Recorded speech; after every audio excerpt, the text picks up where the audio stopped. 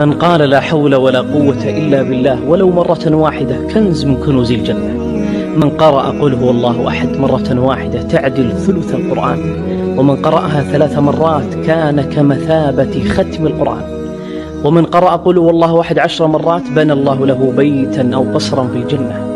من قال سبحان الله العظيم وبحمده غرست له نخلة في الجنة. من قال سبحان الله والحمد لله ولا إله إلا الله والله أكبر بكل واحدة غرس شجرة في الجنة. من قال لا إله إلا الله وحده لا شريك له، له الملك وله الحمد وهو على كل شيء قدير، كان كمن أعتق 4 أنفس من ولد إسماعيل. من سأل الله الجنة 3 قالت الجنة اللهم أدخله الجنة، ومن استعاذ من النار 3 قالت النار اللهم أعيذه من النار. من قال استغفر الله وأتوب إليه غفر الله له. اللهم اجعل لمن نشر هذا المقطع من كل هم فرجا ومن كل ضيق مخرجا، وارزقه من حيث لا يحتسب.